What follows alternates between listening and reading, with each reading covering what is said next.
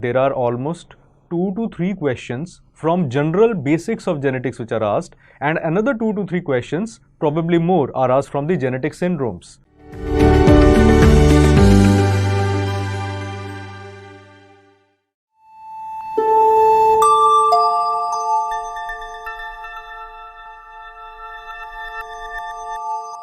Basics of genetics, let us start the discussion. The first thing is a one-liner which is taken from Nelson 21st edition. So a fact-based thing can be asked in exam. Some of the Indian textbooks like OP Ghai, they say 25,000, but Nelson 21st edition says 20,000, and so we'll stick to 20,000. So human genome, it consists of all these 20,000 genes are compacted into 46 chromosomes.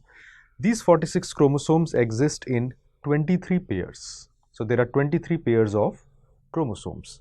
Out of this, 22 pairs are called as autosomes,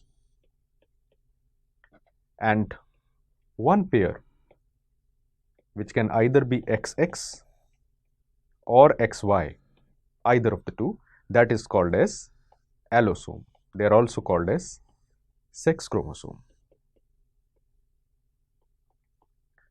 When we talk about a structure of a chromosome, the structure of a chromosome looks roughly something like this. So there are two sets of short arm, then there is a middle joining part, and then we have the two long arms. This short arm is called as P, and the long arm is called as Q. The central joining part is called as centromere. Right? Now the question arises, why P and why Q? Can be asked in exam. In fact, in Vivas it is often asked, so it does us no harm in knowing the reason for this. P word stands for petit. Petit ka matlab hota hai, petit stands for thin, or the way it is pronounced, it is a French word where it is not pronounced as petit, it is pronounced as petite. So if you want to impress someone, you should not be saying you are looking thin. It is a derogatory term. You should say you are looking.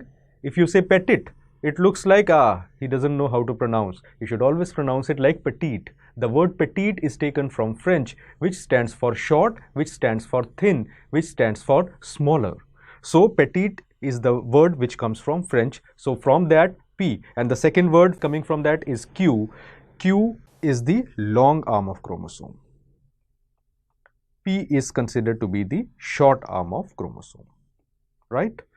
So when we say 7P, we are talking about chromosome number 7, short arm, that is being talked about. Now, based upon the location of centromere, there can be various types of chromosomes in humans. First variety is where the centromere is situated just in the center and P and Q are almost same in size. The chromosome looks something like this.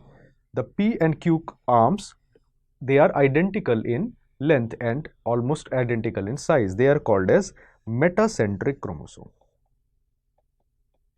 Then we have chromosomes where the P arm is really short and the Q arm is long.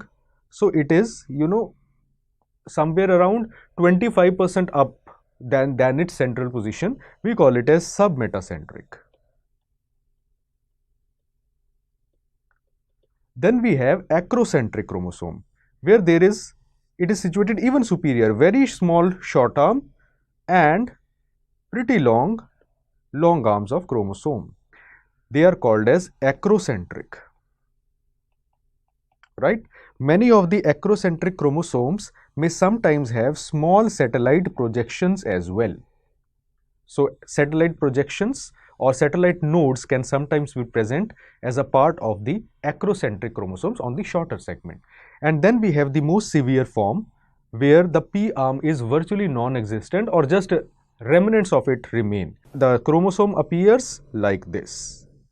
It is either like this or there are so small set of chromosome that the P arm is so short that it is not visible. For all practical purpose, the centromere is just standing at the top. That is called as telocentric chromosomes. So these are the 4 types of chromosomes.